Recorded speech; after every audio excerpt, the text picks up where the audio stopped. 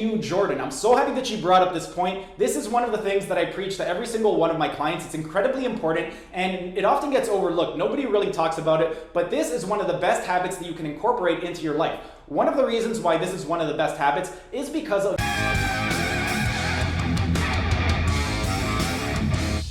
Hey everyone, thanks for tuning in. Today I'm going to be sharing my thoughts on Jordan Shrinks' video, 11 Healthy Habits That Changed My Life. But before I start, you guys know the drill. Like the video, subscribe to the channel, hit the notification bell, ding ding ding. And if you don't want to watch the entire video, I will be including timestamps in the description so you can skip ahead to the section that you want.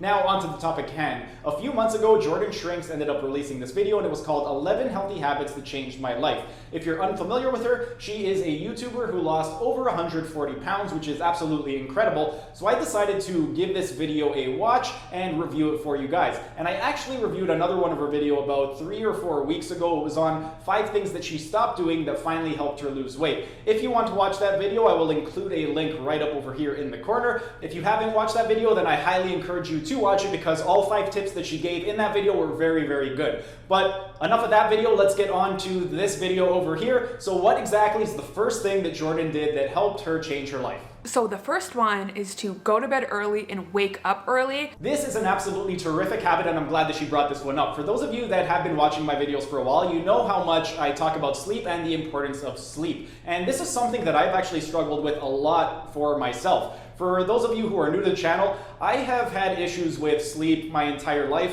When I say issues, I mean I've always been a night owl. Ever since I was a kid, I like to go to bed at around 4 or 5 in the morning, so my sleep schedule has always been completely messed up. And it has taken me a long time to finally correct my sleeping patterns. 16 years, in fact. It has taken me 16 years to get this habit down, and I'm finally in a place where my sleeping patterns are optimized, and it made a huge difference in my energy levels and overall how exactly I felt, and also my performance.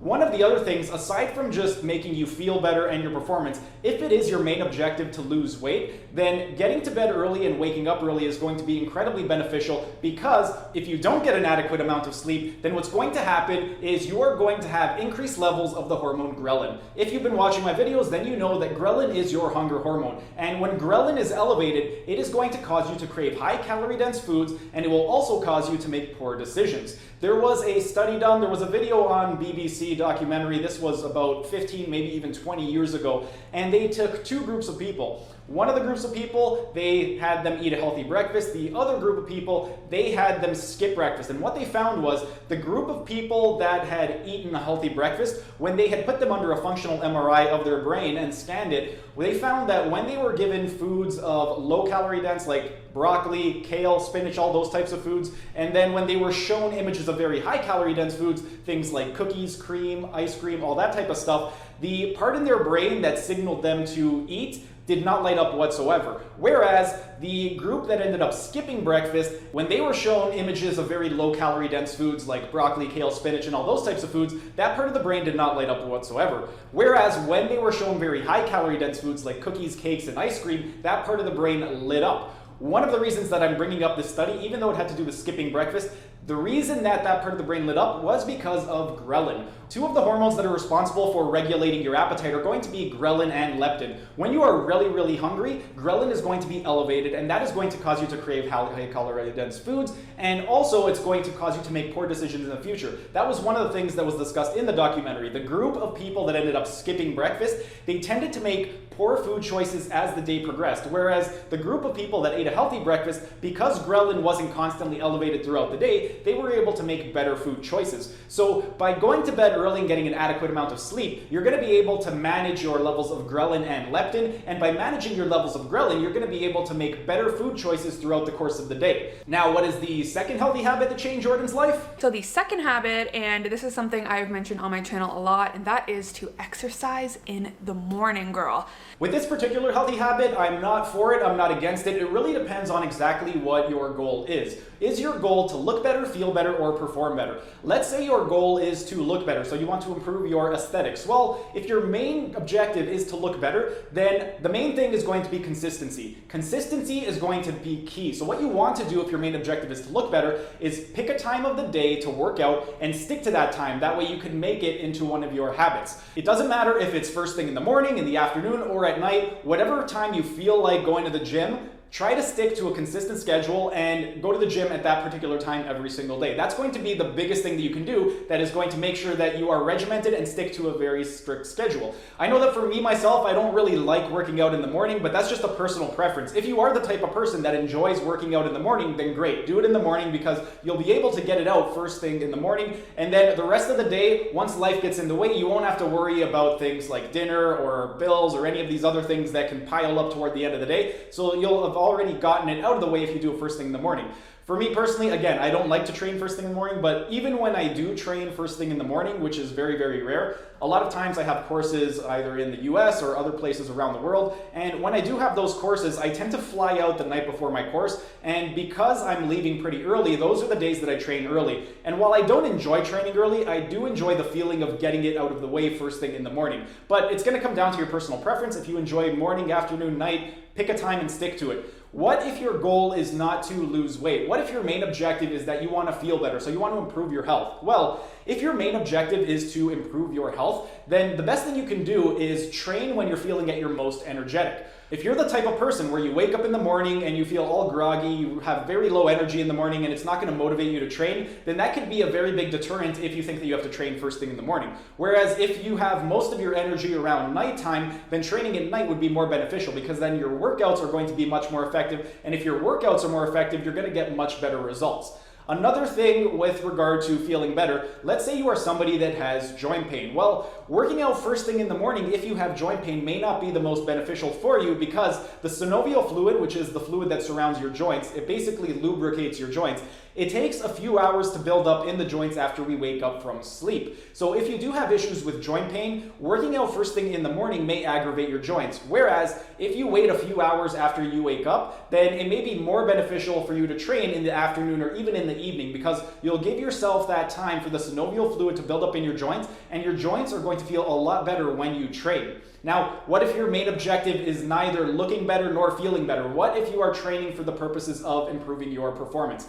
This is going to be very similar to working out for the purposes of health. When you are training and you are focusing for the purposes of improving performance, what you want to do is train later on in the day because, again, first thing in the morning, the synovial fluid in your joints is not going to be as abundant as it will throughout the rest of the day. So if you give yourself a few hours, that synovial fluid is going to build up, your joints are going to feel a lot better, and because your joints are going to feel a lot better, you're going to be able to train a lot harder. Now, this is specifically going to be beneficial if your goal is to do some type of strength training. If you are a professional athlete or even an amateur athlete whose goal involves increasing either your strength, your speed, or your power, then training first thing in the morning won't be as beneficial as training a little bit later on because of the reasons that I just stated. However, this isn't true for everybody. You're going to have to see for yourself when exactly you feel your best. But for the general population, it's going to take a few hours for that synovial fluid to build up. So training later in the day as opposed to early in the morning would be more beneficial if your main objective is to improve performance. Now, what exactly is the third healthy habit that Jordan did that helped change her life?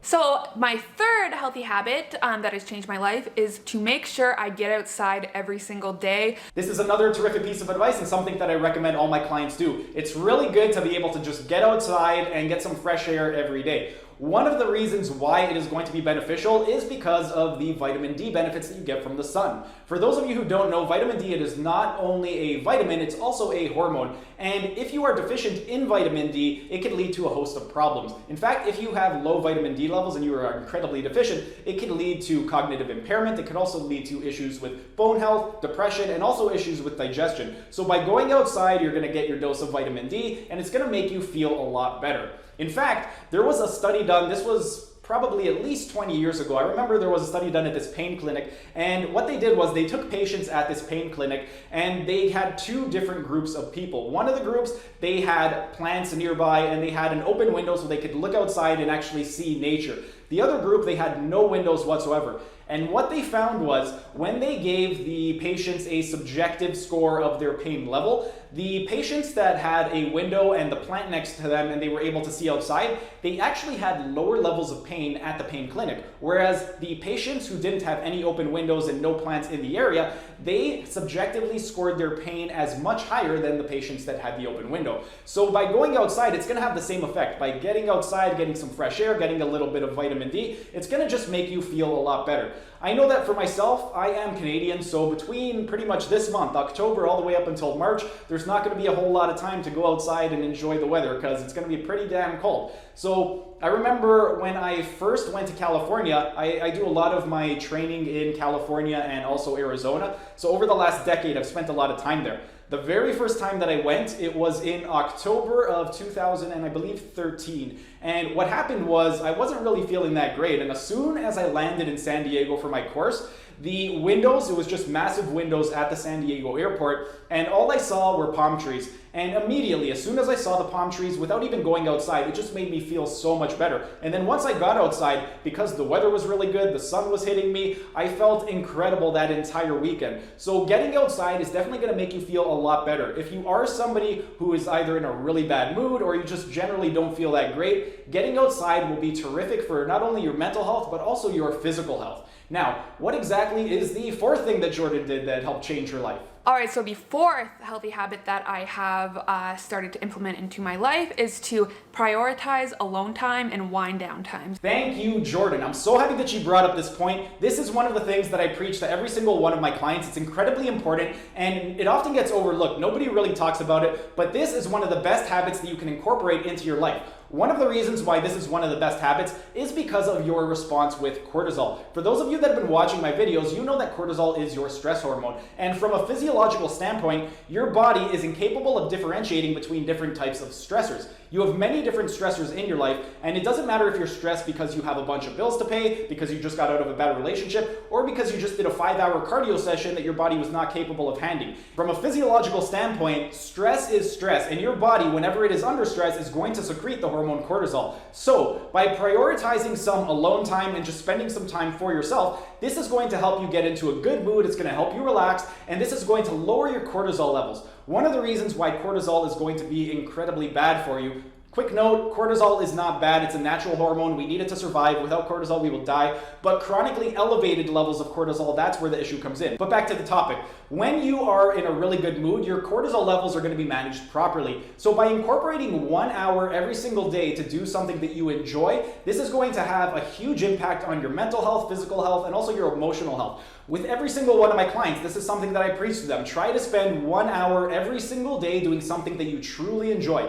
This should be 1 hour that is all about you. Try to be as selfish as possible. Don't think about anyone else for this hour. Do something that you enjoy. Don't do it for anybody else. If you enjoy watching movies, go to the movies. If you enjoy going to concerts, go to a concert. If you enjoy playing cards, play some cards. Whatever you enjoy doing, try to spend at least 1 hour every single day doing that thing, and it will have a huge impact on your health. Now, what is the fifth healthy habit that changed Jordan's life? So the fifth habit that I recommend is to get in the habit of communicating how you're actually feeling. This is another terrific piece of advice, and this kind of ties into point number 4 with regard to cortisol. If you don't communicate your feelings, what's going to happen is you're going to have all these pent-up feelings inside, and that could lead to really high levels of stress. And again, when you are stressed, your levels of cortisol, which is your stress hormone, is going to be elevated. I had this one client, this was probably about 6 or 7 years ago, and she had this problem completely. She really had a hard time communicating her feelings, specifically with her father. And what happened was she would always take on all this responsibility, and her father would always berate her a little bit, and she would always hold her emotions inside. And this had a huge negative effect on her emotional health and her mental health. And aside from her mental and emotional health, it also negatively impacted her physical health, because if you've watched my other videos, then you know that cortisol is going to be linked to the hormones insulin and testosterone. When cortisol levels are chronically elevated, what's going to happen is your insulin levels are also going to be elevated, and insulin is your main fat storage hormone. So when you are chronically stressed, cortisol is going to be elevated, which is going to elevate insulin, and that is going to cause you to store more fat. And aside from insulin being elevated, it's also going to depress your levels of testosterone. So if you are chronically stressed, what's going to happen is insulin is going to be elevated, which is going to make it easier for you to gain fat, and then testosterone is going to be suppressed, which is going to make it much more difficult for you to build muscle. So if you are keeping your emotions to yourself and you're not communicating your feelings with the people around you, this could have a huge negative impact on your health. So one of the best things that you can do is is learn to communicate a little bit better, because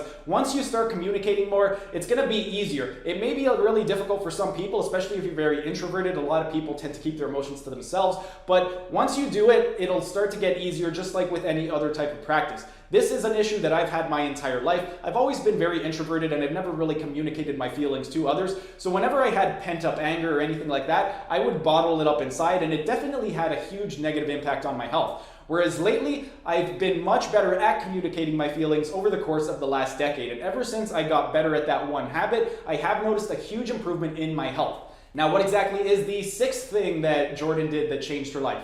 So the sixth healthy habit to get into is to stop talking so much damn shit. Again, this is another great piece of advice, and this is something that I've also been working on for the last decade. One of the reasons that I've been working on this is because while I'm not a psychologist, I have taken a lot of psychology courses over the last decade, because the types of clients that come to me tend to be problematic clients based off of what other people say. For me, I found that earlier on in my career, even if I wrote the best program or best nutrition program, a lot of my clients early on in my career, they didn't get the results that I wanted them to get. And one of the reasons why I wasn't able to get them to get the results that I wanted them to get was because I wasn't able to convey my message to them. So ever since then, I started taking psychology courses. That way I could learn to understand human behavior a little bit better. And when it comes to talking shit, this is something that absolutely everybody does, and it's something that nobody really looks inward toward themselves when they are talking shit. Because I noticed that I used to do the same thing, and same with my friends, and I ended up taking this one course, and this completely changed my outlook on everything. I remember taking this one psychology course, and the instructor was telling us about when you start talking shit. Whenever somebody is doing something that you really, really dislike, it's oftentimes due to one of two reasons. The first reason is that the person that is doing that thing is doing something that is part of you and they're mirroring you, and you don't want to admit that that is a character trait that you have in yourself. So what happens is you end up lashing out at that person because they are exhibiting a behavior or a character trait that you have in yourself that you don't want to admit to. Another reason why people tend to talk a lot of shit is because if somebody is doing something that really, really aggravates you and it really gets to you, if they're not doing it because it's something that mirrors you, a lot of times what's going to happen is they're doing something that you wish you could do. So it's almost like it's out of jealousy. For example, when it comes to sports, my favorite sport is MMA, and I follow it religiously. And I found that earlier on, I used to hate people that used to talk a lot of shit. And one of the reasons why I hated that, I thought that it was just because the person was being arrogant. But the real reason, once I actually looked deeper into myself, the real reason that I absolutely despised that was because they were showing a very high level of confidence. And ever since I was a kid, I've always struggled with my own self-confidence. So whenever I saw somebody talking a lot of shit, I would always take it as this person is arrogant and that's why I don't like this behavior. But really, it wasn't that they were arrogant, it's that I was jealous that they had the confidence to be able to talk all that shit. And as soon as I did that, it completely changed my outlook. Just one fighter I'm going to use as an example. Michael Bisping, he used to be in the UFC and he used to be the middleweight champion of the world. And for the longest time, I disliked him completely because of the amount of shit that he used to talk. And later on, after I took this course, I really took a step back and I had to look at every single person that I would talk shit about. And as soon as I took a step back, I was able to look at the big picture. So instead of just looking at the shit talking that he was doing, I listened to his story. I heard stories about how he would sleep in his car in the snow in the wintertime because he needed to do that to get to the gym. And once I heard all of these little stories, then I was able to get all of the things that I thought I disliked about him. And he actually became somebody that I really, really liked later on toward the end of his career. And now I actually enjoy listening to him talk, and I actually don't mind listening to him talk because it's actually kind of funny. But earlier on, it used to drive me nuts. And this was with any fighter that used to talk shit. Now when I watch that, I realize that the reason I used to get so upset had nothing to do with the shit talking. It had to do with my jealousy of how much confidence they had to be able to do that shit talking. And I'm just going to share one more quick story. This is about my best friend. My best friend, I remember he would always talk shit about another one of our friends who he would always call really, really cheap. Whenever this friend would complain about finances or whenever he was really stingy when it came to big dinners that we would have as groups, he would always talk so much shit about this one friend. And it was really funny because this friend in particular, he was also very, very cheap. So whenever he would lash out at the other friend, he wasn't lashing out because he hated the fact that that person was really cheap. The real reason he was lashing out was because he saw his reflection in himself, because he was also very, very cheap. I remember this was probably about 15 years ago. I ended up taking him to 3 concerts. There was one year where I went to a ton of concerts all within 1 year, and I didn't have anyone to go to these 3 particular concerts. I believe it was Steve Vai, I know for sure was one of the concerts, and I believe the other 2 concerts were Alice in Chains, and the other one I believe was Symphony X. So I ended up buying tickets to all 3 of these shows, and I had nobody to go with, so I just gave him the tickets for free, and he came with me to the concert. So a couple months goes by, and then the Toronto FC, which is the Toronto Soccer Club, they were having their inaugural season, and it was their very first game that they ever played. And his father wasn't able to go with him. He had bought season tickets, and he invited me to go. So thinking nothing of it, I said, sure, I'll go with you. And after the game was over, he said, okay, great, you owe me X amount of dollars for the ticket. I think it was $86, and he asked me for that money. Same thing happened a couple months later. His father wasn't able to go with him, so I went with him, and he said, sure enough, you owe me $86 for this event. And it was funny because a couple months later, we ended up going to Virgin Fest. For those of you who don't know, Virgin Fest is this music festival where they sacrifice virgins. And I ended up going with him again. And it was really funny because I ended up going with another one of my friends, and we met up with them afterward. And once we got there, he had this warm beer in his pocket that had been sitting there for about 3 or 4 hours. And he asked me if I wanted the beer. And I said no. He asked my other friend, and my friend said yes. Once my friend opened it up and started sipping, he told them, okay, that's going to be $5. That's what I paid for it. And right after he said that, my friend looked at me and he said, I didn't think he was going to ask me for money for it. I thought he was just giving it out of the kindness of his heart. And I told him, I said, no, I knew he was going to ask you to pay for it. That's why I didn't accept the beer, because I knew he was going to make you pay. So whenever you do have an issue about shit talking, just ask yourself, why exactly am I talking shit about this person? Is it something about them, or is it something about me? You really want to look inward and look to yourself and see why exactly does that person aggravate you so much. Now, what exactly is the 7th thing that Jordan did that helped change her life? All right, so my 7th healthy habit that I've implemented since, becoming healthy is to interact with at least 3 people a day. This is another great piece of advice, and it kind of mimics some of the advice that I give to my clients. I don't say interact with 3 people, but I have told people try and go give 3 people hugs, or 3 people that you've never met before, interact with them and just introduce yourself. But basically the exact same thing that she's saying. And one of the reasons why I love this piece of advice is because as humans, we are social animals. We have to interact with people on a daily basis. And one of the other things with regard to interacting with people is people allow us to cope with our stress. If we do not interact with people, we can just build up all of this pent-up anger. And by interacting with other people, it just kind of allows us to forget about all the stresses in our life. And there was actually a study done, this was back in 2010, and it was done with the Journal of Health and Social Behavior. And what they found was people who had very limited social interactions, they were actually at higher risk for things like cardiovascular disease, repeat heart attacks, autoimmune disorders, high blood pressure, and also slow wound healing. One of the reasons why this is true goes back to the point that I made earlier about cortisol. Remember, cortisol is the stress hormone. So if you don't interact with a lot of people every day, what can happen is you can develop stressors in your life. That stressor is going to elevate your cortisol levels, and cortisol will lead to inflammation. The other thing with regard to cortisol is it will have negative impact on your health, and this study proved it by showing that people who do not interact with people on a regular basis, they do have higher rates of things like cardiovascular disease, slow wound healing, autoimmune disorders. So by interacting with people more frequently, you're going to just feel better. Your cortisol levels are going to be more stable, assuming that you're interacting with people that you enjoy and not interacting with people that you absolutely despise. But it is going to make you feel a lot better throughout the day, and when you feel better, you're going to better be able to manage your cortisol levels, which will improve your physical, mental, and emotional health. Now, what exactly is the 8th habit that Jordan did that changed her life?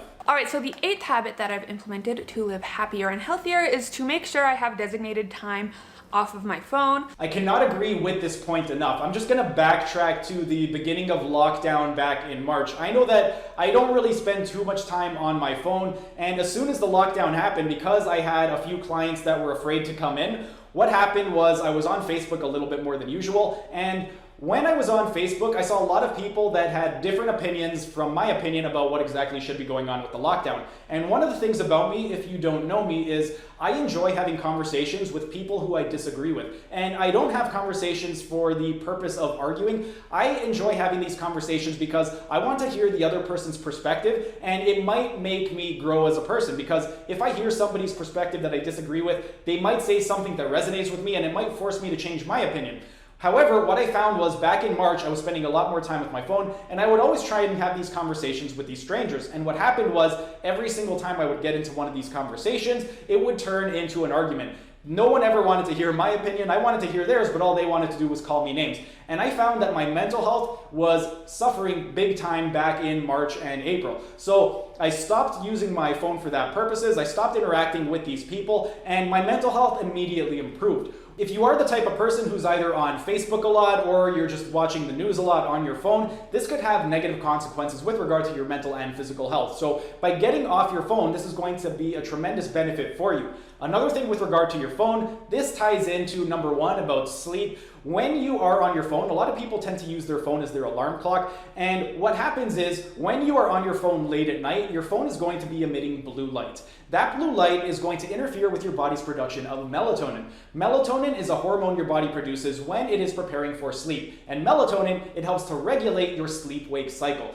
So if you are on your phone late at night, what's going to happen is that blue light is going to be blasting in your face, your body's production of melatonin is going to be thrown off, and because it's going to be thrown off, it's going to make it much more difficult for you to get a really nice, deep, restful sleep. Another problem with being on your phone, let's say that you are on your phone and you have it on airplane mode and you're not even watching it, you're just on your phone on airplane mode. There have been studies done at these sleep clinics, and what they found was when people are on their phone late at night, even if it's on airplane mode, your delta brainwaves, which are the brainwaves that are the best predictor of the quality of sleep that you are going to get, those are going to be suppressed for up to 2 hours after you get off your phone. So if you are on your phone, first of all, you're going to have blue light smashing you in the face, which is going to suppress your levels of melatonin, which is going to throw off your sleep-wake cycles. Second, even if you're on airplane mode, what's going to happen is your delta brain waves are going to be suppressed for up to 2 hours, and this is negatively going to impact the quality of sleep that you get, because you won't be able to get as deep of a sleep than if you had stayed off your phone late at night. So instead of using your phone as an alarm clock, I always recommend my clients to get an analog alarm clock because it's going to be much more beneficial. And in general, you don't want to keep your phone near you when you are sleeping. I like to keep my phone in the basement. So whenever I go to sleep, I never have my phone near me. Ever since I stopped doing that, I noticed a huge improvement in the quality of my sleep. So it's something that you may want to try doing and see if it helps to improve your sleep as well. Now, what exactly is the 9th healthy habit that Jordan did that helped change her life? All right, so the 9th healthy habit I've gotten into is to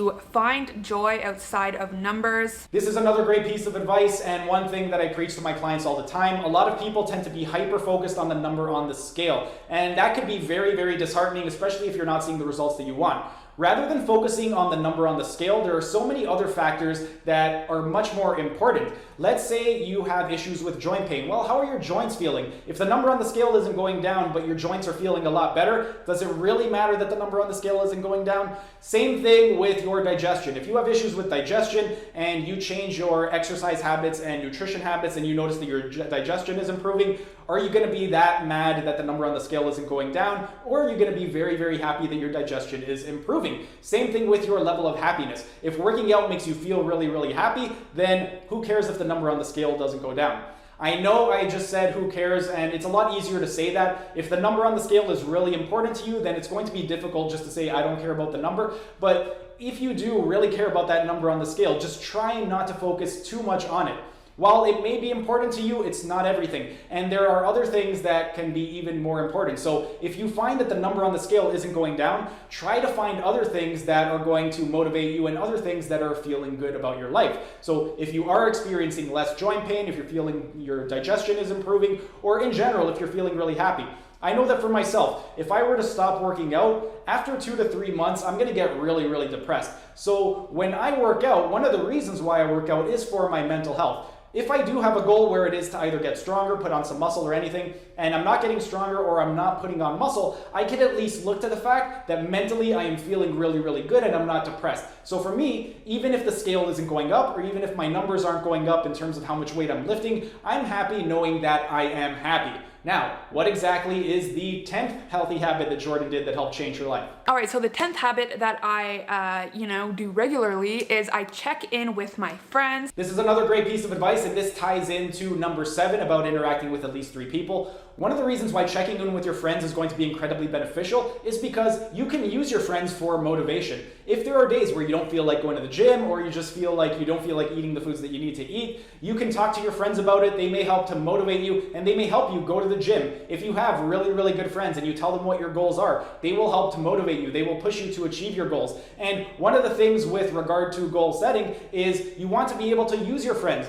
You want to be able to brag to your friends. When I say brag to your friends, you want to brag, but you don't want to be obnoxious at the same time. If you accomplish a goal, then tell your friends about it. Say, pat yourself on the back, write about it on social media, talk to your family about it. It is going to be incredibly beneficial to be able to preach about your success and just brag about your success. Again, you don't want to be obnoxious about it, but by telling your friends about it, it's just going to add more motivation and give you more reasons to keep doing the things that you're doing.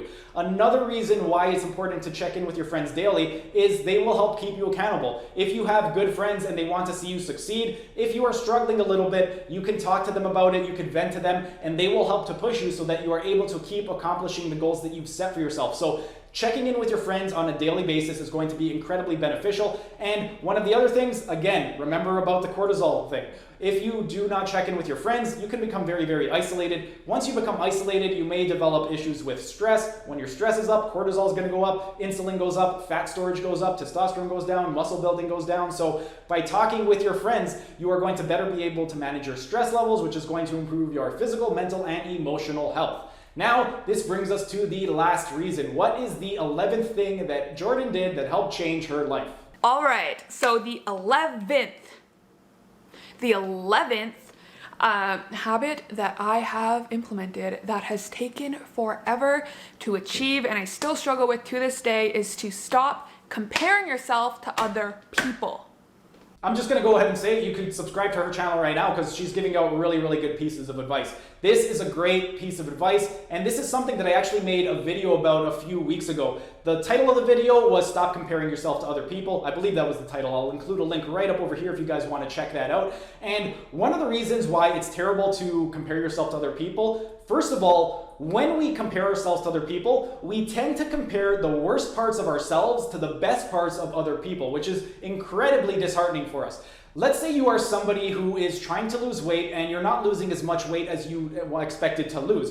It's easy to find somebody who lost 100 pounds in a month and compare yourself to them. But let's say you lost 5 pounds in 1 month. You're never going to compare yourself to the person who only lost 1 pound in 1 month. You're always going to compare yourself to somebody who achieved more success than you. And this could be incredibly disheartening. You want to stop comparing yourself to other people. Again, this is going to lead to elevated levels of stress, which is going to raise your cortisol levels, which is going to make it easier to store fat and more difficult to build muscle. I know that for myself, this is something that I've struggled with also in the past and something that I've really had to work on. Let's just take my YouTube channel for an example. It's really, really easy to compare myself to some of these big channels that have 10 million subscribers, 5 million subscribers, but it makes absolutely zero sense to do that. I'm a really small channel right now. I only have 1,000 and change subscribers, and I just got monetized. So for me to compare myself to all these really big channels doesn't make sense.